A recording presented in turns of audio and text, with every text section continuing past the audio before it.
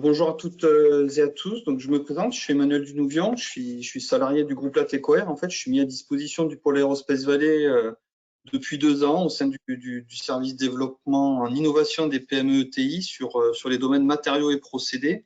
Alors, je fais partie des animateurs de l'écosystème d'excellence SMP, donc pour structure, matériaux et procédés.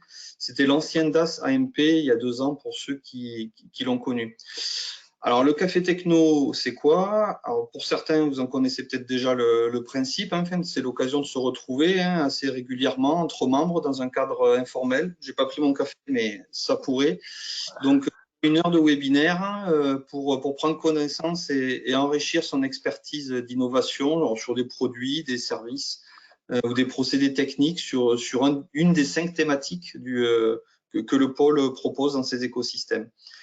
Donc, ce café techno, il est enregistré. Vous pourrez retrouver le replay sur la chaîne YouTube du pôle d'ici 48 heures, je pense à peu près. Les supports de présentation, ils seront également mis à disposition. Nous avons eu l'accord de nos deux partenaires. Donc, ils seront disponibles sur la plateforme collaborative Connect. C'est dans la communauté E2SMP.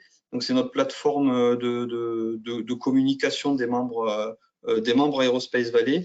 Un lien vous sera envoyé.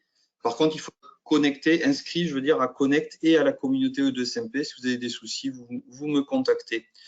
Donc, par rapport à toute cette organisation, je remercie à ce titre Jennifer Deo, qui est du service communication événementielle, qui m'assiste sur le bon déroulement de ce café techno. On ne le voit pas à l'image, mais elle est bien là. Donc, on a choisi de s'intéresser aux céramiques et à au procédé d'impression 3D un peu plus particulièrement. Donc, les matériaux céramiques, ils commencent désormais à être largement utilisés dans différents domaines, et notamment celui de l'aéronautique et du spatial. Donc, dans ce café techno, 2 sociétés vont vous présenter ce qu'est la céramique et les applications en fonction de ses propriétés plutôt remarquables. Alors forcément, on va aller au cœur de la France pour discuter de cette matière. On va à Limoges et on commencera avec Jérôme Claus, qui est responsable développement commercial de CTTC, qui va nous présenter les propriétés, les principaux procédés, des exemples d'applications sur ces matériaux céramiques. Et ensuite, on donnera la parole à Arnaud Roux, qui est responsable commercial Europe de 3D Céram Cento, et qui nous fera un focus un peu plus particulier sur l'impression 3D de cette matière avec quelques cas d'études. Donc, chacun d'entre eux vont vous présenter les principales caractéristiques avec pas mal d'exemples concrets pour mieux vous projeter par rapport à vos éventuels besoins. Alors, n'hésitez pas à poser vos questions. Là, vous avez une petite barre dans le menu sur la droite avec un petit point d'interrogation qui vous permettra d'écrire vos questions que je retransmettrai oralement à Arnaud et Jérôme qui vous répondront. Ils ont chacun à peu près 20 minutes de présentation, l'une derrière l'autre, et on prendra les questions et les réponses à la fin de ce webinaire. Donc voilà, j'ai suffisamment parlé et je laisse la parole à Jérôme. Très bien, bonjour à toutes et à tous. Donc, je suis Jérôme Claus, je suis responsable développement commercial du CTTC depuis le tout début d'année. J'ai avant tout un bagage technique, puisque ça fait une vingtaine d'années que je travaille au CTTC, plutôt dans le service recherche et développement, dédié notamment aux entreprises et leurs problématiques qu'ils peuvent rencontrer au quotidien sur l'aspect matériaux céramiques. Donc, je vais vous présenter effectivement ce que sont les matériaux céramiques, quelques propriétés, les applications aussi, que ce soit dans le spatial ou l'aéronautique. Et puis, on va faire un petit focus sur les procédés, qu'ils soient conventionnels ou fabrication additive, pour à la suite donner la main à Arnaud qui présentera le procédé de stéréolithographie laser appliqué donc aux matériaux céramiques. J'ai dit faire, je veux bien. Alors, quelques mots sur le CTTC. CTTC, c'est l'acronyme de Centre de transfert de technologies céramiques. Nous sommes un centre labellisé Centre de ressources technologiques par le ministère de l'Enseignement supérieur, de la Recherche et de l'Innovation depuis 1997. Nous sommes la principale structure française de soutien à l'innovation dans le domaine des matériaux céramiques techniques. Nous assurons principalement des missions de transfert technologique, je vais le détailler tout à l'heure. On est vraiment tourné vers le monde industriel, on ne fait pas de recherche appliquée, on fait vraiment de la recherche fondamentale, on fait pas, de la recherche fondamentale, on fait plutôt la recherche appliquée, vraiment dédiée encore une fois à la problématique industrielle. Statutairement, nous sommes une association LOM 901 à but non lucratif et nous avons été créés en 1984. Sur notre bâtiment dont nous sommes propriétaires, nous avons une vingtaine de salariés, 90% de personnel technique, donc des docteurs, des chefs de projet, des ingénieurs, des techniciens. Nous avons un budget d'environ 2 millions d'euros que l'on équilibre et l'on s'autofinance à hauteur de 70% via notamment les projets contractuels que l'on a avec, encore une fois, les industriels. Donc, on gère à peu près une soixantaine de sujets qui varient de une semaine à plusieurs mois. Et puis, nous avons aussi des projets collaboratifs. On en gère à peu près 5 par an qui balayent des niveaux de TRL de 3 jusqu'à 7. Nous sommes labellisés aussi par les chambres de commerce et d'industrie offreurs de solutions, puisque nous sommes en fait une grosse plateforme technologique avec plein d'équipements que l'on met à disposition justement des industriels pour éprouver les technologies. En termes de qualité, nous sommes certifiés ISO 9001 et puis nous sommes également un organisme de formation et à ce titre-là, nous avons eu la certification Calliope qui permet d'avoir des aides pour les formations que l'on dispense. Voilà, Jennifer. Donc, nos domaines d'expertise, c'est avant tout les matériaux céramiques techniques, mais on le verra aussi, on fait aussi des matériaux métalliques. Donc, on va être capable de choisir le matériau céramique qui convient à l'application industrielle. Donc, on ne va pas réinventer ce qui existe, on va se fournir en matière première chez un fournisseur. Et si la matière ne correspond pas tout à fait aux besoins industriels, on va être capable de la préparer, encore une fois, par rapport aux propriétés et à l'utilisation que l'industriel en fera ultérieurement. Donc, je disais, nous sommes une grande plateforme technologique avec plus de 90 équipements. Donc, nous avons toutes les technologies de fabrication conventionnelle, le pressage, l'injection, l'extrusion, que l'on reverra. Et nous avons cette vocation de transfert d'échelle et d'industrialisation. C'est-à-dire qu'on va jusqu'au prototype, à la petite série. Et l'idée, c'est derrière d'essayer d'industrialiser. Soit donc ça va être le client qui va internaliser, soit on peut créer une startup comme on le reverra également. Il y a différents schémas. En tout cas, on a cette notion de ligne pilote éventuelle pour accompagner l'industriel. Nous avons aussi une thématique fabrication additive. Alors nous avons été, le CTTC a été précurseur dans la fabrication additive puisque dans les années 98-99, nous avons investigué la stéréolithographie laser sur laquelle on a beaucoup travaillé, on a déposé des brevets et jusqu'en 10 ans après, jusqu'en 2010, où en 2010 en fait on a essaimé la société 3D Ceram qui utilise nos licences, qui exploite nos licences exclusives pour justement la fabrication de pièces céramiques hors dentaires. Et aujourd'hui, c'est plutôt devenu un équipementier, mais Arnaud nous en reparlera. Et donc, depuis 2010, on s'est intéressé aux autres procédés de fabrication additive pour faire à la fois de la céramique, mais aussi du multimatériau, puisque comme je le disais tout à l'heure, on travaille aussi sur l'impression directe, où on va être capable de fonctionnaliser les surfaces. Jennifer. Alors, un dernier mot sur le CTTC, où l'on se situe sur l'échelle des TRL, qui va de 1 à 9. Donc de 1 à 3, c'est plutôt laboratoire académique, hein, les chercheurs qui vont travailler, qui vont publier, qui vont faire des preuves de concept. L'échelle de 7 à 9, on est déjà tourné vers l'industrie, hein, c'est le monde industriel qui va faire des lignes pilotes et qui va industrialiser et qui va vendre. Et entre en TRL 4 et TRL 7, c'est là où se positionnent les centres techniques, où on va développer des technologies. Alors nous, on a un regard bien sûr tourné vers les laboratoires, on regarde ce qui s'y passe, on regarde des procédés qui peuvent que l'on souhaite éventuellement maturer. Hein. Comme je disais, ça a été le cas de la stéréolithographie laser qui est née dans le laboratoire. Le CTTC a investigué dessus pour le pousser en maturité, pour l'amener jusqu'à l'échelle TRL7 et pour les s'aimer via 3D Ceram. Donc ça se regarde là, c'est plutôt maturation de technologie. Et puis bien sûr, on s'oriente aussi vers les chercheurs quand on a des sujets directement qui arrivent de l'industrie où il y a un petit peu de fondamental, de connaissances à aller chercher. Donc là, c'est plutôt le rôle des chercheurs. Donc on s'appuie sur cette recherche fondamentale au sein des laboratoires. Et donc, comme je disais, on est vraiment tourné vers l'industrie. Donc on répond à des problématiques industrielles, des cahiers des charges, à la fois matériaux céramiques et procédés. Donc, on met à disposition un panel de technologies aptes à répondre aux besoins, que ce soit encore une fois fabrication conventionnelle ou fabrication additive, et toujours en ayant cette notion de transfert de technologie pour que l'industriel puisse intégrer ça chez lui. Voilà. Merci. Alors, maintenant, à proprement parler des matériaux céramiques. Alors, effectivement, comme le disait Emmanuel, les matériaux céramiques arrivent un petit peu partout. On en a beaucoup besoin, notamment sur l'aéronautique, puisque on va chercher des propriétés, notamment en thermomécanique. La céramique, effectivement, a des propriétés assez remarquables, notamment, par exemple, en termes de dureté. Les matériaux céramiques sont beaucoup plus durs si on compare aux métaux et aux polymères. On a un module élastique, un module Young qui est aussi très, très élevé. Résistance aux températures, effectivement, c'est pour ça aussi que l'on vient chercher la céramike, notamment dans ces applications que je viens d'évoquer. Faible dilatation, hein, donc une résistance au choc thermique remarquable également.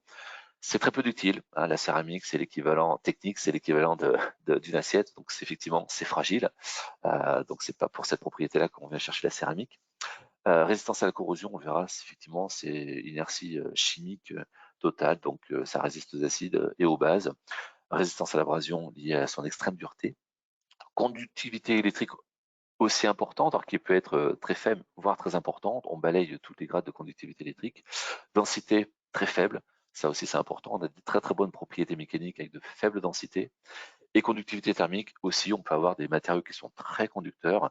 Et inversement, on peut avoir des matériaux qui sont très isolants. Donc la céramique, encore une fois, montre des propriétés qui peuvent être utilisées un peu partout. S'il te plaît, Jennifer. Voilà. Alors, à quoi sont dues ces propriétés, en fait, céramique technique? Eh bien, si on fait un petit peu de chimie, sans aller vraiment dans la chimie fondamentale, il y a, je vous rappelle les différentes liaisons chimiques qui existent. Il y a les liaisons métalliques qui sont faiblement énergétiques et il y a les liaisons ioniques et covalentes où se situent plutôt les céramiques techniques. Et ça veut dire quoi? Ça veut dire que pour casser en fait une liaison atomique, il va falloir apporter beaucoup d'énergie. Et c'est pour ça qu'en fait, on a des liaisons qui sont très très très fortes. Donc sur ces liaisons iono-covalentes, voire covalentes, on n'a pas du tout d'électrons libres. Ça veut dire que les céramiques sont très mauvais conducteurs, à la fois de la chaleur, donc on en fait des isolants thermiques, et à la fois l'électricité, on en fait également des diélectriques et des supports, notamment isolants électriques. Ce sont des liaisons qui sont très très fortes, c'est pour ça qu'on a des hauts modules Young et une très très haute dureté. Pour casser encore une fois la liaison chimique, il faut apporter beaucoup d'énergie. Donc principalement faire des pièces d'usure, des abrasifs, des outils du coupe, mais toute autre application qui nécessite un haut module Young. Et puis la liaison est particulièrement stable.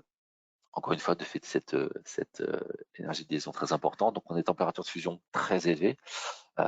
Et puis on a une énergie chimique, comme je disais, donc on résiste aux acides et aux bases. Donc ces liaisons covalentes à forte énergie entraînent donc une température de fusion et de décomposition relativement élevée. Température de fusion, on peut aller jusqu'à 2000 degrés, 3000 degrés. Résistance à la corrosion, comme je venais de l'évoquer, un module d'élasticité aussi très important et une dureté aussi très très importante, et donc un faible coefficient de dilatation. Donc déjà, toutes ces propriétés permettent de situer un petit peu la céramique par rapport aux applications que vous avez éventuellement.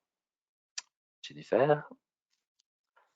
Alors, je disais, on a des liaisons interatomiques très énergétiques, donc on a des hauts points de fusion jusqu'à 3000 degrés, très très faible sensibilité à la corrosion, dissolution, donc la céramique est vraiment stable dans des environnements chimiques très agressifs. Propriété mécanique, donc le haut module Young, on peut aller jusqu'à 800 gigapascal, très très important quand même. Résistance à la rupture, selon certains matériaux céramiques, on peut aller jusqu'à 2000 mégapascal. Une dureté très élevée, jusqu'à 100. Mais pareil, on balaye pas mal de cette plage assez importante. Très faible coefficient de dilatation, encore une fois, résistance au choc thermique relativement importante. Et donc résistance au frottement et à l'abrasion liée au matériau. Donc toutes ces propriétés font que l'on fait des céramiques, on utilise des céramiques pour faire des composants, notamment structuraux. Et puis, les céramiques ont d'autres propriétés, notamment liées à la structure cristalline et aux défauts qu'il peut y avoir dans les mailles cristallines. Et donc, ces propriétés de réseau font qu'on a des résistivités électriques qui peuvent être très importantes. Donc, c'est pour ça que l'on fait des isolants comme l'alumine, par exemple. On peut aussi avoir une conduction ionique par insertion ou lacune dans la maille. On en fait des piles à combustible ou des membranes à oxygène, par exemple, avec la conduction ionique des ions O2- à travers la membrane céramique. Des constantes diélectriques relativement importantes aussi. On a des constantes des permittivités très élevées et donc de très très faibles pertes. Donc ça c'est important quand notamment on travaille avec le laboratoire XLIM sur l'aspect hyperfréquence. On en est où nous à la 5G, mais études déjà à la 6G, 7G. Donc ça nécessite des fréquences relativement hautes et donc on a besoin de très très faibles pertes bien sûr sur les matériaux et on vient chercher la céramique pour cela. Conductivité thermique, comme je disais, qui balaye. On peut être soit isolant thermique, soit très très conducteur. Pourquoi par exemple le nitrure d'aluminium qui va diffuser la température. Et enfin, on a des réfraction qui est aussi variable, et on fait des céramiques, des condensateurs ou d'autres substrats. Et donc, toutes ces propriétés-là, on va dire de cristalline ou de défaut, on en fait du coup des composants fonctionnels. Jennifer. Alors, juste deux slides sur l'aspect propriété, hein, pour comparer par exemple aux métaux qui étaient utilisés jusqu'à présent, notamment. On voit que donc la céramique se situe bien sûr à gauche. On voit qu'on est dans densité relativement faible. Si on regarde le carburant silicium, par exemple, qui présente la même résistance mécanique à flexion 3 points qu'un métal, on voit qu'il est 2 fois et demi moins dense qu'un métal. Donc on va alléger les structures. De même, si on regarde tout en haut à gauche, le nitrure de silicium, eh bien, on voit que pour 3 fois plus léger, on va avoir des propriétés mécaniques relativement importantes. Donc ces matériaux-là, notamment les non-oxydes, vont être utilisés pour alléger les moteurs et les turbines. Merci. Et un autre slide aussi qui montre aussi la tenue, la résistance mécanique en température.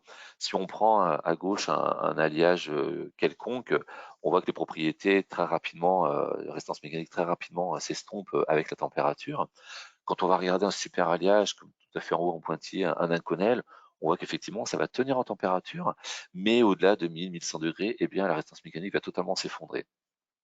Là, si on regarde juste en dessous, un carbure de silicium, qui est donc une céramique non oxyde, qui va être particulièrement dense, comme la transcristalline HIP, eh bien, on voit que la résistance mécanique est peut-être moindre qu'un inconel, mais en tout cas, elle va pouvoir garder sa propriété jusqu'à trop température, 1500-1600 degrés. Donc voilà, ces céramiques-là, encore une fois, des propriétés thermomécaniques très très importantes. C'est pour ça que l'on vient chercher les céramiques, notamment pour l'aéronautique. Jennifer? Donc quelques exemples d'applications dans l'aviation. Qu'est-ce que l'on va rechercher comme propriété? C'est bien sûr la résistance en température, la résistance aux vibrations, la résistance à la corrosion et l'isolation électrique.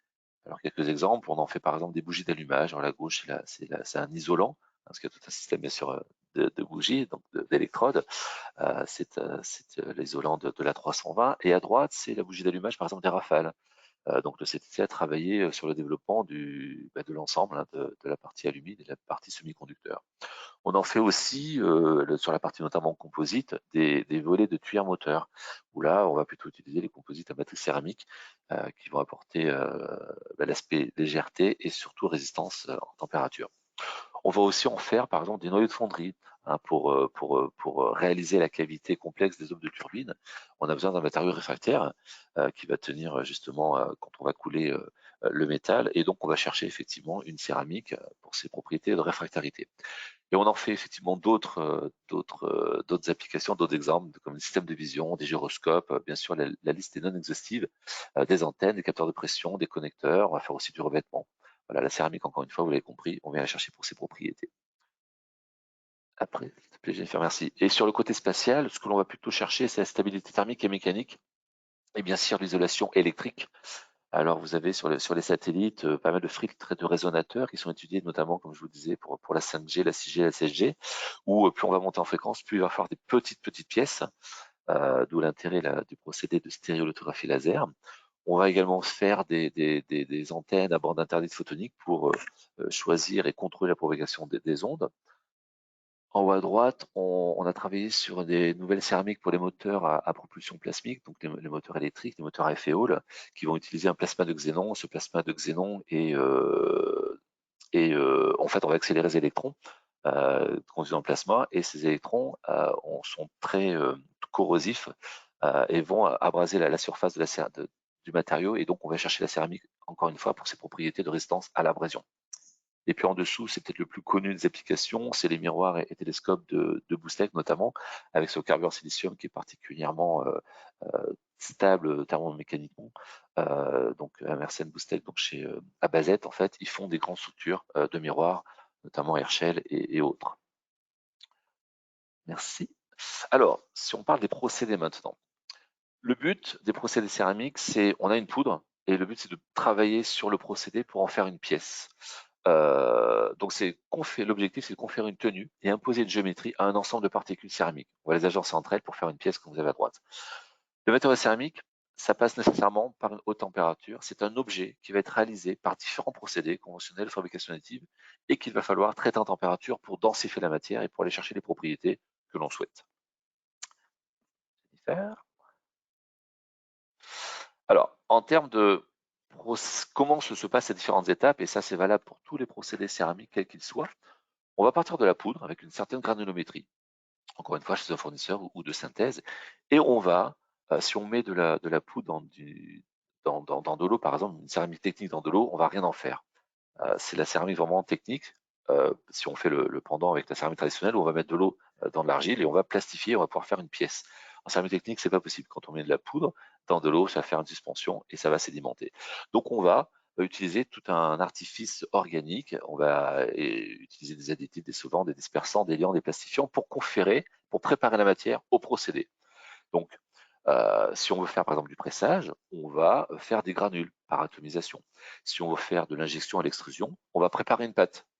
Si on veut faire du coulage, on va préparer une suspension.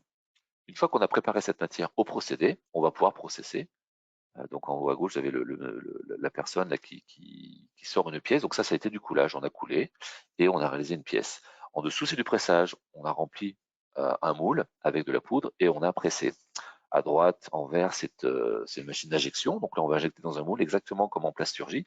Sauf que derrière, la pièce qui a été injectée, on va la démouler et derrière, il va falloir traiter thermiquement et éliminer tous les additifs qui nous ont servi à mettre en forme. Et puis en dessous, c'est l'extrusion. Donc tous ces procédés dits conventionnels vont nous permettre, ou fabrication additive d'ailleurs, vont nous permettre d'obtenir une pièce en cru. Et cette pièce-là, il va falloir la traiter thermiquement pour éliminer les additifs qui nous ont aidés à mettre en forme. Donc on passe par une première étape, une pyrolyse des organiques, qui se passe à basse température, 600, 700, 800 degrés, où on va éliminer ces organiques. Donc on a une phase instable où on n'a que des particules céramiques qui sont agencées entre elles, mais sans trop de tenue mécanique. Donc il va falloir aller chercher cette tenue mécanique par densification, donc ce qu'on appelle le frittage. On va monter à plus haute température et les grains vont se rapprocher les uns des autres. C'est pour ça qu'on a un retrait dimensionnel en céramique, et ce qui va conférer toutes les propriétés de la céramique, mécanique, électrique et autres. Donc on a une pièce qui est finie.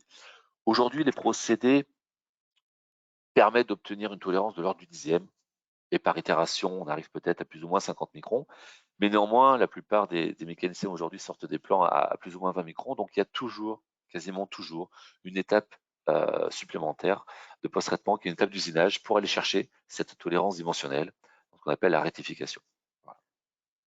Jennifer. Alors, aux ZTTC, nous avons deux plateformes. Une plateforme plutôt de procédés conventionnels qui s'appelle la plateforme Ceratec, où encore une fois, on a tout ce qu'il faut pour préparer la synthèse de la matière, tout ce qu'il faut pour la préparer. Encore une fois, suspension, voie pâte, voie pressage, voie granule. On a les procédés conventionnels de mise en forme, le pressage statique, l'injection, l'extrusion et le coulage. Comme je disais, on va traiter thermiquement ces pièces. Donc, on a du frittage naturel sous air, du frittage naturel sous atmosphère pour les non-oxydes, et puis du frittage également sous charge. Et donc, derrière, on a une machine d'usinage qui nous permet de faire quelques prototypes. Encore une fois, on est vraiment sur le prototype, on n'en fera jamais la production. Donc, cette plateforme, en fait, contient, au CTC, on a à peu près 1000 mètres carrés de plateforme avec différents équipements qui permettent de traiter des sujets et surtout d'être éprouvés, encore une fois, pour l'industriel. Et on a une seconde plateforme qui est dédiée plutôt aux procédés de fabrication additive que l'on appelle Alterinov. Alors, quand on regarde les procédés de fabrication additive, il y a deux voies, on va dire la voie poudre, bien sûr la voie liquide et la voie pâte. Sur la voie poudre, on va trouver le Selective Laser Sintering. Donc ça, c'est connu pour la métallurgie. Aujourd'hui, il y a des machines qui sont embarquées d'ailleurs pour faire des pièces métalliques. Et bien, on a le même procédé en céramique qui est un peu moins développé parce qu'il y a des contraintes thermiques dans le procédé. Donc, c'est pas celui que l'on met en avant. On a aussi le binder jetting, où là, on va étaler un lit de poudre et on va venir déposer des points de colle. Et puis, on a un autre procédé qui s'appelle l'Aerosol Deposition Method, où on va venir impacter le substrat pour réaliser une couche dense céramique. On y reviendra. Les procédés voie pâte, alors il y a la stérolithographie laser. Donc là, je laisserai la parole à Arnaud tout à l'heure pour la présenter, pardon. Et puis, sur l'extrusion, on a une machine de robot casting où on va micro-extruder un filament de pâte pour constituer une pièce. Et on a la voie liquide, donc c'est plutôt l'impression jet d'encre ou jet d'aérosol. Jennifer. Alors, cette plateforme qui est unique en Europe, parce qu'en fait, encore une fois, on a une grosse plateforme technologique avec plein de procédés que l'on met à disposition des industriels. On a le binder jetting en haut à gauche. Comme je vous disais, on va étaler un lit de poudre et en tout part bien sûr d'un fichier CAO que l'on va et on va trancher la pièce couche par couche. Et cette pièce-là, en fait, on va la reconstruire. Donc là, dans le cas du binder jetting, on va étaler un lit de poudre et sur ce lit de poudre, on a une tête d'impression qui va déposer des points de colle et qui va coller les grains entre eux. Donc à la fin, vous avez la photo que vous obtenez, c'est-à-dire qu'avec le pinceau, on va sortir la pièce de ce bain de sable et cette pièce-là, après, on n'a plus qu'à la traiter thermiquement pour conférer toutes les propriétés. Donc on en fait tout un tas. Le gros avantage de cette technologie-là, c'est qu'on les pièces s'auto-supportent, donc on peut avoir des alvéoles. Il n'y a pas besoin d'intégrer des supports pour la fabrication des pièces. Donc avec quelques exemples qui sont présentés. Le robot casting, on est parti, donc ça c'est assimilable au Fuse Deposition Method. Donc ça c'est toutes les imprimantes que le particulier peut avoir chez lui avec un fil fondu et on va déposer un fil et fabriquer la pièce. Et nous on a détourné le procédé pour mettre une tête d'extrusion pour extruder pas un filament chaud mais un filament de pâte qui va durcir au fur et à mesure qu'on va le déposer. Donc vous avez une buse qui va se déplacer et qui va réaliser les pièces comme vous voyez à l'écran. Donc ça, c'est une technologie que l'on a développée. On a un partenariat aujourd'hui avec Linster pour la réalisation de machines, pour encore une fois faire de la céramique technique. Le procédé de sérolithographie laser, comme je vous disais, c'est un procédé que l'on a pris dans le laboratoire et que l'on a amené à maturité pour SME 3D Céram en 2010. Donc Arnaud je le présentera. Donc là, on va déposer une couche, pareil, une couche de la pièce, une pâte photopolymérisable. Et on voit le trait bleu, c'est le laser. Où le laser passe, en fait, la pâte va se polymériser, donc va durcir. Partout où le laser n'est pas passé, la pâte peut être réutilisable. Et couche après couche, on va construire une pièce qu'il va falloir après sortir de cette pâte pour réaliser la pièce. Et donc, on a bien cité, on a fait une première mondiale en 2005 où on a réalisé directement à partir du fichier scanner du patient. On a réalisé la pièce. Le matériau utilisé, que vous voyez en blanc au milieu, c'est l'hydroxyapatite. C'est un matériau de synthèse de l'os qui représente 99,9% de l'os. C'est-à-dire quand on l'implante dans le corps humain, eh bien l'os sain reconnaît comme son voisin, comme son cousin très très proche, et donc il n'y a pas de rejet et ça s'implante assez facilement. Donc pas de traitement derrière. Et donc via ce procédé de stérolithographie laser, on a pu réaliser une pièce que l'on a implantée sur un patient. Et un autre procédé qui permet aussi de faire de la céramique, c'est l'aérosol deposition. Alors, ça se met plutôt au traitement et revêtement de surface. C'est-à-dire qu'à partir d'une poudre, on va réaliser un dépôt à la surface d'un substrat. Mais le gros avantage, c'est qu'aujourd'hui, quand on veut déposer de la céramique sur un métal, on va plutôt utiliser la projection plasma. Donc, localement, on va monter à 300-400 degrés. Donc, il faut que le substrat, il accepte cette température. Et bien, ce procédé-là qu'on a développé, donc l'ADM, et que l'on a breveté d'ailleurs, va permettre de déposer une céramique sur un substrat, mais on est à température ambiante. Jennifer?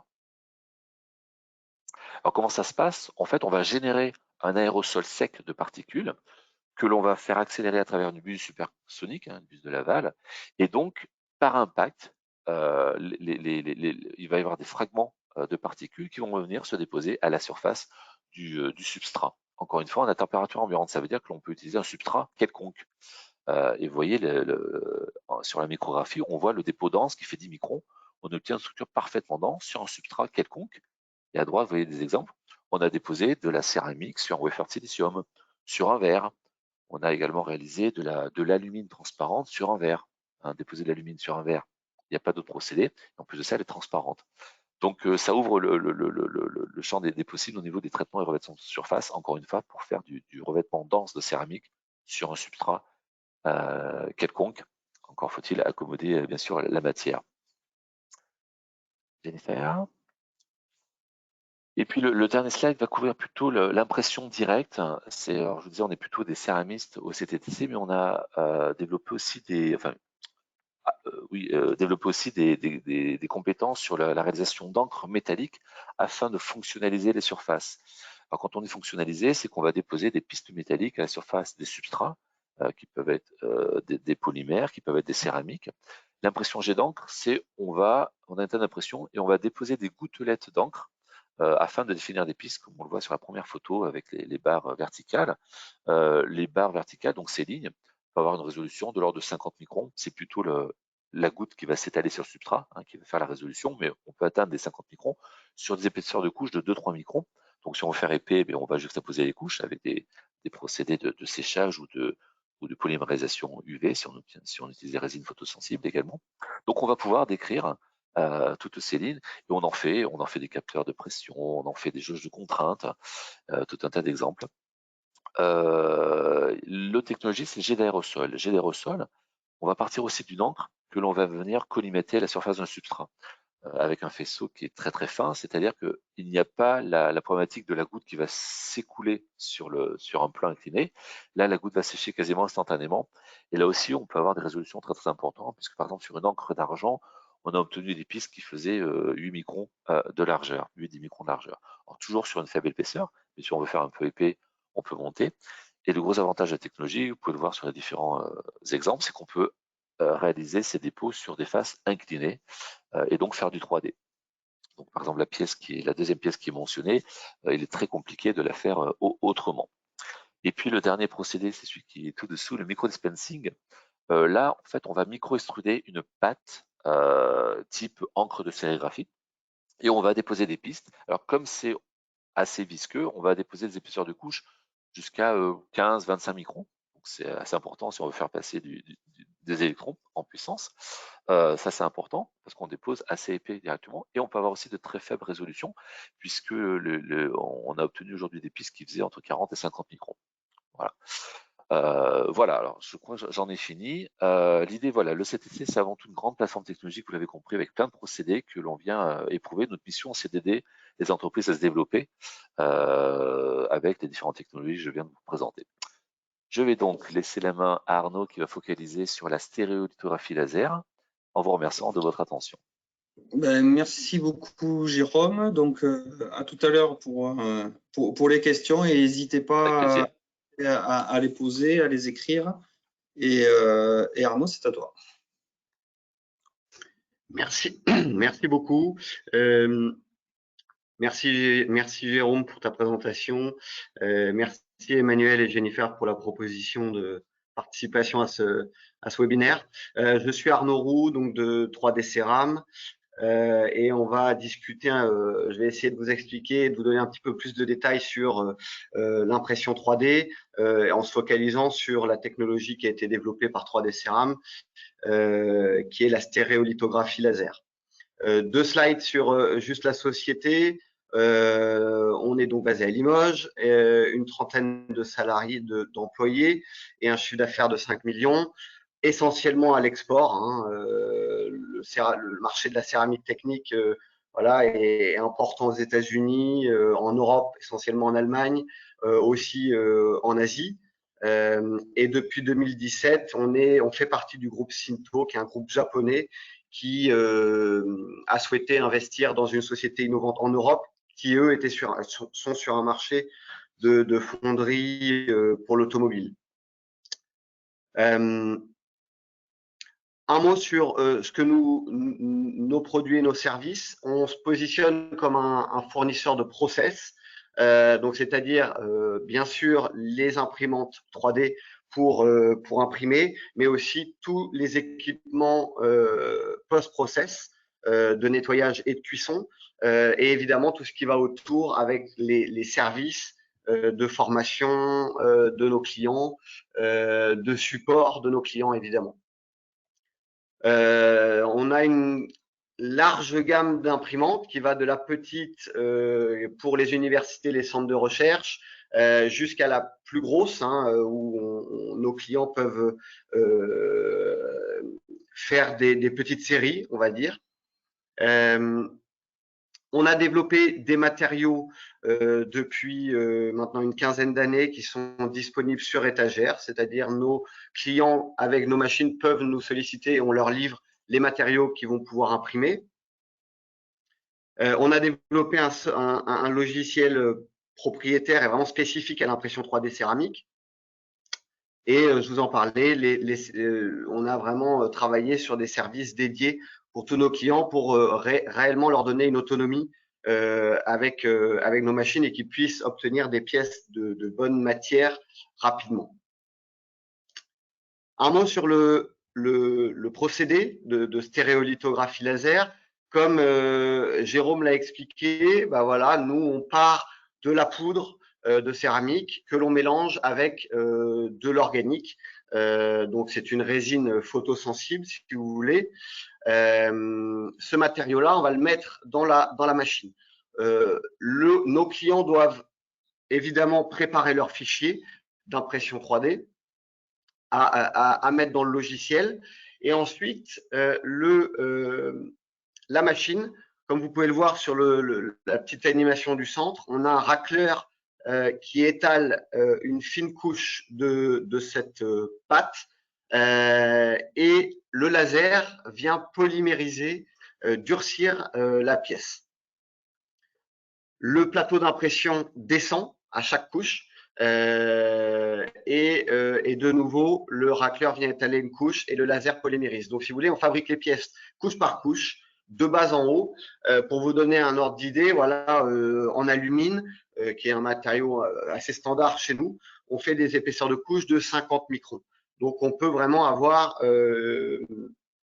une bonne qualité de finition et de détail.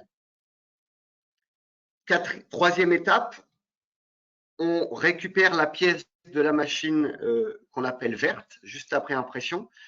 Tout le matériau, la pâte non polymérisée autour de la pièce est réutilisable. Donc, on va faire une étape de nettoyage pour enlever toute cette pâte et réutiliser pour une prochaine production toute la pâte non polymérisée.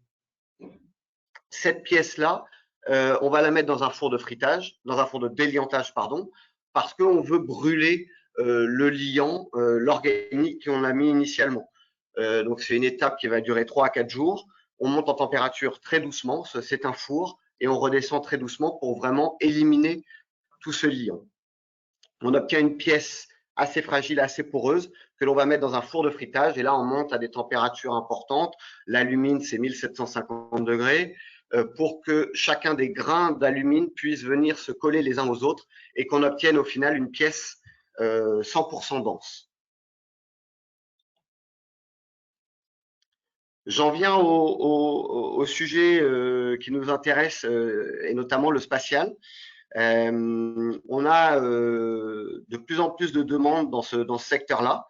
Donc, c'est pour ça qu'on a voulu faire un petit focus et je vais essayer de vous en dire un petit peu plus, mais je ne suis pas spécialiste de ce secteur, mais de par notre expérience avec des sociétés, on a de plus en plus d'expérience. La céramique dans le spatial, tout de suite, on se dirait pas, on va envoyer une pièce en céramique, ça nous paraît fragile dans le spatial. Il y a le lancement avec des chocs qui peuvent être importants, des vibrations.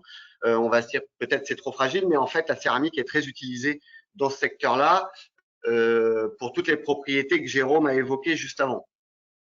Aussi bien en orbite, il y a des contraintes importantes avec des radiations possibles. Des températures, des gammes de températures que vont voir les produits aussi très variées.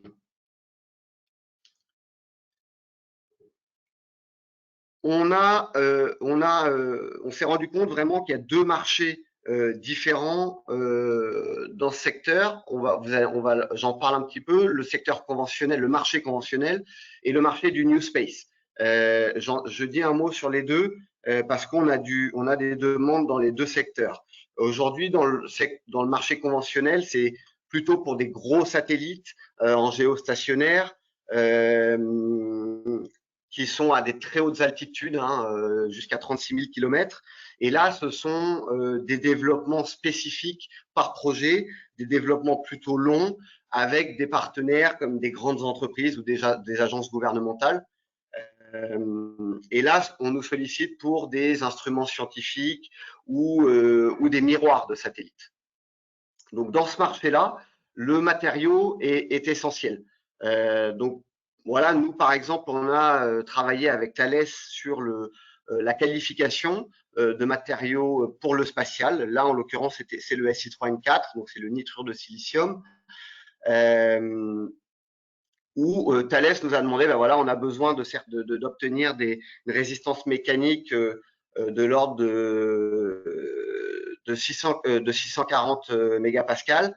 À force de travail sur la formulation initiale, travail sur l'impression et travail sur le déliantage et le fritage, on a pu obtenir la qualification du Si3N4 et avec, par exemple, une résistance mécanique à 804 MPa. Un point important après le matériau, c'est le design. L'impression 3D permet vraiment aux dessinateurs de réfléchir différemment, sans penser à un moule, comment on va pouvoir retirer la pièce. Ça redéfinit vraiment comment il va définir la pièce. Donc nous, on est aussi là pour les aider. On a un volume alloué, souvent, les contraintes du client. Donc, on va les contraintes de notre technologie aussi. Tout n'est pas réalisable en impression 3D. Par exemple, les épaisseurs de parois, c'est une limite. C'est-à-dire qu'au-delà de 6 mm3 en alumine, on va pas savoir délienter correctement, ou alors ça va être des temps d'éliantage assez longs. Donc, on propose à nos clients des solutions de design en ajoutant des structures lattices, des nids d'abeilles, un trou supplémentaire pour pouvoir voilà, répondre à cette contrainte de la technologie. Le deuxième marché, c'est le New Space, où là, c'est vraiment un nouveau business model avec des satellites beaucoup plus petits, des nanos, des mini-satellites, par contre, qui sont lancés en bien plus grande quantité. Et par contre, à des altitudes beaucoup plus basses, aux alentours de 400 km. L'exemple, c'est Starlink, la constellation qu'a lancé SpaceX. Et là, donc ils en ont lancé 1200, je crois, en orbite. Donc là, c'est des projets grande quantité de satellites, des projets beaucoup moins coûteux avec des temps de développement très courts. Donc là, l'impression 3D aussi a une carte à jouer parce qu'on peut y répondre. Donc les applications dans le New Space, voilà, c'est essentiellement la télécommunication, l'observation de la Terre, la navigation, les radars aussi. Et les bénéfices d'utiliser des plus petits satellites, c'est beaucoup plus compact, c'est beaucoup moins lourd, avec de très bonnes performances et puis surtout des tarifs beaucoup plus abordables.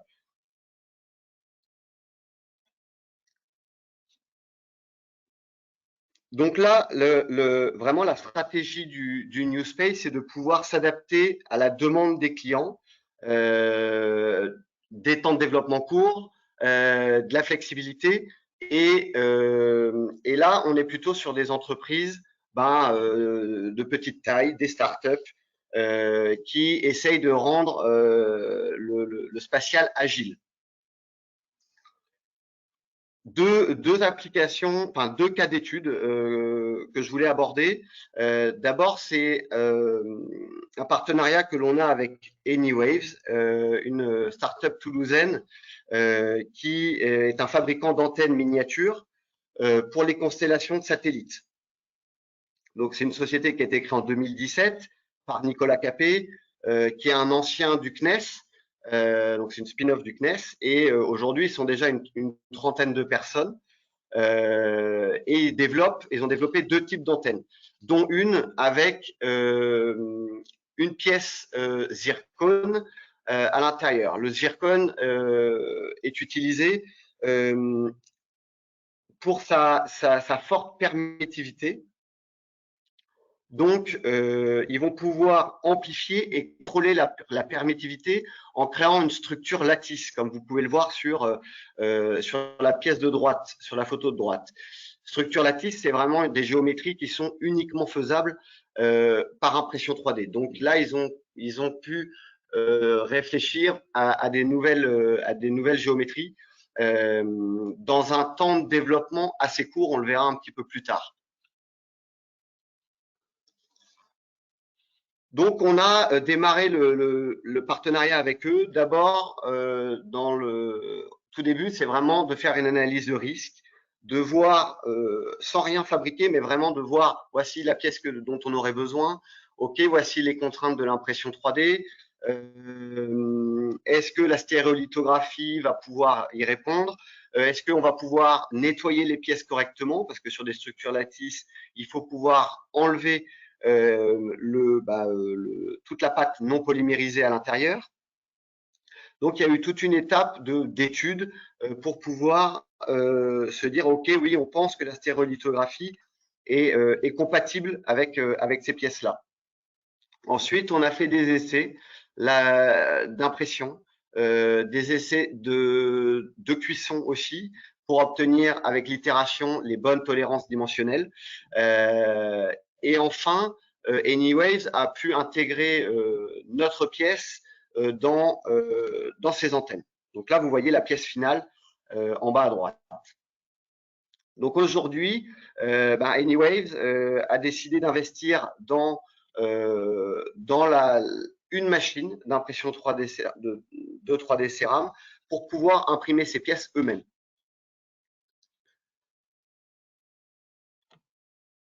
Pour d'autres cas, le client n'a pas forcément le besoin d'investir dans une machine en elle-même.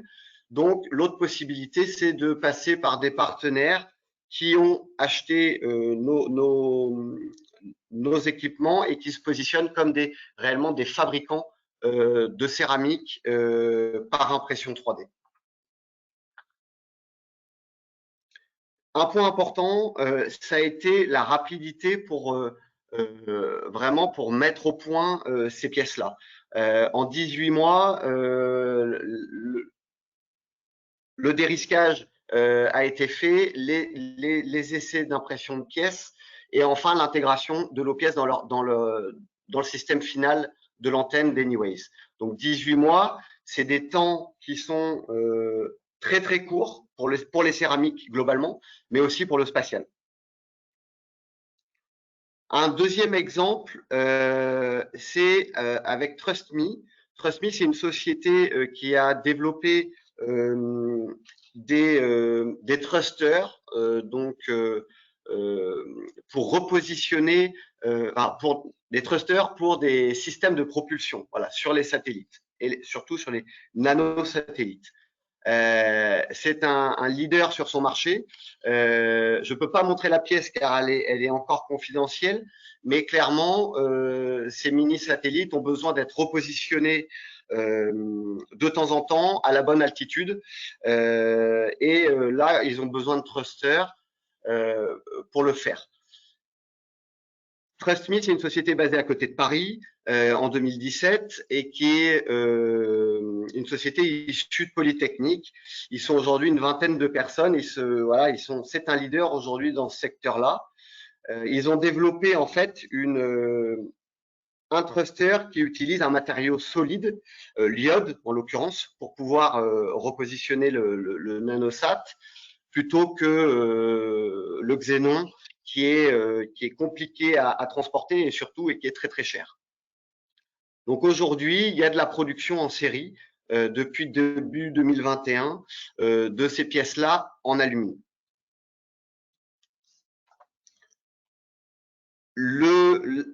La 3D, pour le coup, ça a été intéressant pour eux parce que c'est une pièce qui est uniquement faisable par 3D avec des canaux intérieurs. Ça regroupe plusieurs pièces. Avant, ils pensaient faire plusieurs pièces. Finalement, ils en font qu'une avec l'impression 3D. Et l'alumine va permettre de résister à la température et aux contraintes du plasma et à la ionisation aussi. Voilà, donc 18 mois aussi sur ce développement, depuis l'idée jusqu'au prototypage. Et ensuite, il nous a fallu 2 mois pour mettre au point la production en série. Pour résumer, on voit vraiment une demande de plus en plus forte sur l'additive manufacturing des céramiques techniques dans le spatial.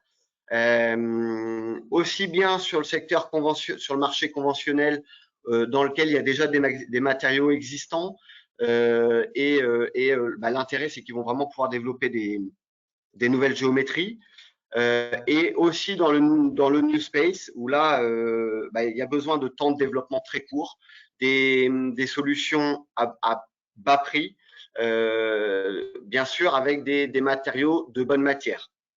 Je rappelle qu'on a 3D Ceram depuis 2009. On imprime des pièces, on fait des développements de nouveaux matériaux. Donc, on obtient vraiment les mêmes propriétés mécaniques qu'une céramique qui a été injectée, pressée ou usinée. Grâce à l'impression 3D, on va permettre d'accélérer les temps de développement et d'améliorer, bien sûr, d'augmenter la flexibilité, et on peut réfléchir à ce qu'on appelle de la mass customization. C'est vraiment de commencer à réfléchir à des séries. Alors, pas comme l'injection ou du pressage, ça reste des petites séries, mais de la série et de la production de pièces de bonne matière. Voilà ce que je pouvais dire sur l'impression 3D des céramiques techniques. Je laisse la main à Emmanuel.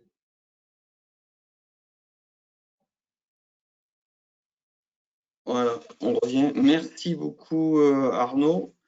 Super intéressant. Alors, n'hésitez pas à poser vos questions. Déjà quelques-unes.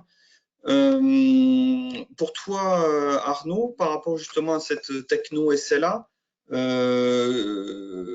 a vu qu'il y avait différents types de matériaux céramiques. Alors, quels sont les matériaux céramiques disponibles pour cette techno? Ouais, alors initialement a été développé plutôt les oxydes. Donc c'est la famille des oxydes. C'est les matériaux les plus connus sont l'alumine, la zircone, mais on a aussi l'hydroxyapatite. Jérôme en a parlé. C'est pour le biomédical une céramique biocompatible qui va pouvoir être implantée dans le corps humain. La silice dans les oxydes est aussi disponible pour essentiellement pour les noyaux de fonderie, l'application noyaux de fonderie. La cordérite aussi pour les applications optiques ou réfractaires. Voilà, donc ça c'est un peu les matériaux oxydes qui sont disponibles. On a développé aussi les matériaux plus récemment, les matériaux nitrures. Donc là, c'est nitrure de silicium, nitrure d'aluminium. Ce sont les deux matériaux disponibles qui sont prêts sur étagère, on va dire, avec nos machines. On travaille sur le carbure, essentiellement carbure de silicium. C'est un matériau qui est aussi très demandé dans l'aéronautique et le spatial. Donc on y travaille. Pour le moment, c'est pas encore prêt. On le propose pas, mais c'est quelque chose qu'on espère pouvoir proposer dès 2022. Je sais pas s'il en a à rajouter, peut-être Jérôme. Non, non, c'est parfait, hein. C'est parfait. Je pense qu'effectivement, le carbure silicium, c'est le plus compliqué parce qu'il absorbe le rayonnement en fait UV. Donc c'est compliqué à préparer. Tout n'est pas disponible sur étagère. Par contre, un point important, c'est que aujourd'hui, on a des clients qui viennent avec déjà leurs pièces, qui aimeraient faire en 3D, leurs matériaux. On n'a pas forcément ce matériau développé, donc on a tout un service aussi d'ingénieurs qui vont développer avec la poudre de clients la bonne formulation pour imprimer les pièces. Donc on est capable de faire du service on demand un petit peu, de développement de formulation avec les céramiques, les poudres de nos clients. D'accord. Du reste, Arnaud, tu n'avais pas une ou deux pièces à nous faire voir peut-être Si, ouais. Si, voilà, Alors, typiquement. Typiquement, ça c'est une pièce en alumine. Donc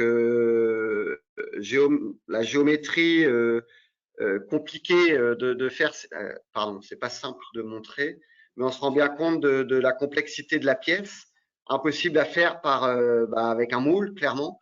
Donc là, c'était une pièce démonstrateur, pas forcément d'application, mais assez sympa à faire, assez compliqué. On se rend compte clairement avec l'impression 3D, c'est une des difficultés, c'est pas forcément l'impression, mais le déliantage et le fritage restent des étapes vraiment clés dans le procédé. Ça, c'est un petit ADN en zircone qui est sympa aussi à montrer. J'ai du mal avec la caméra, mais voilà. C'est bien, bouge plus. Ok. Alors justement, deux questions. La première, c'est avec cette techno SLA, quelle résolution? Tu l'as vite fait évoquer en disant elle est bonne, mais quel type de résolution on va pouvoir atteindre avec la méthode SLA? Aujourd'hui, les lasers utilisés ont des diamètres de spot de 35 microns. Ça, c'est dans la théorie. Quand on va polymériser la céramique, si vous voulez, on va polymériser, il y a un effet scattering, on va polymériser un petit peu plus que 35 microns. Donc, on est plutôt sur des alentours de 70-80 microns. Un point important, c'est que au fritage, la pièce va prendre son retrait. On a un retrait de l'ordre de 15% en alumine. Donc, ça veut dire qu'on va devoir imprimer la pièce 15% plus grande initialement. Bon, ça, c'est le cas dans la 3D, mais c'est aussi le cas dans les autres technos d'injection, notamment où il y a des retraits importants à maîtriser. Sur la résolution, ce que je peux dire, c'est que par exemple, un diamètre de trou, on a des clients qui ont atteint des diamètres de 0,2 mm, par exemple. Donc, ça donne déjà une bonne idée de ce qu'on est capable de faire. Des épaisseurs de parois aussi très très fines, de 0,3, 0,4 mm, pour donner un peu un ordre d'idée sur la finesse des détails que l'on peut atteindre avec cette techno-là. Ouais, alors justement, j'avais des questions un peu regroupées par rapport à ce retrait de frittage. Comment vous le gérez pour pouvoir aussi gérer la répétabilité, on va dire, des pièces. Et ces parois fines, je suppose que justement, selon les formes de la pièce, le retrait il risque de peut-être pas être le même par rapport à la pièce. Est-ce qu'il y a un process, un post-traitement peut-être d'usinage, je ne sais pas, pour obtenir la pièce finale. Enfin, c'est plein de questions en une par rapport au retrait qui peut poser. Ouais, mais c'est intéressant. Je peux commencer si tu veux, Jérôme, et puis tu compléteras. Nous, clairement, le retrait en XY, il est sensiblement le même. Par contre, il est assez différent en Z. Donc, par itération, on obtient une bonne répétabilité. On a besoin d'itération pour améliorer les tolérances dimensionnelles. Aujourd'hui, sur une pièce imprimée, une pièce verte, on est à plus ou moins 50 microns. On doit pouvoir faire mieux, plus ou moins 30 microns. Je pense que c'est possible. Par contre, le retrait, en effet, différent au frittage, ce que l'on essaye d'obtenir de nos clients, c'est qu'il y ait une bonne homogénéité des épaisseurs sur la pièce. C'est vraiment important pour pouvoir avoir un meilleur contrôle du retrait. Mais comme Jérôme l'a dit, plus on veut des tolérances basses, plus on aura besoin de passer par du post-process, notamment de l'usinage. C'est vraiment un procédé qui est complémentaire de l'impression 3D, on s'en rend bien compte. Tout à fait, tout à fait. Effectivement, quels que soient les procédés conventionnels de fabrication additive, et encore la SLA, c'est celle qui permet d'avoir effectivement la résolution la plus fine, on va dire, plus ou moins 50 microns, c'est déjà bien, même s'il faut des itérations. Mais néanmoins, pour aller chercher les plus ou 20 microns que tout mécanicien souhaite avoir sur sa pièce, il faudra une ultime étape de rectification derrière. Voilà, c'est pour ça qu'aussi les pièces céramiques peuvent être coûteuses, parce que ce sont des outils diamants obligatoires. Ok.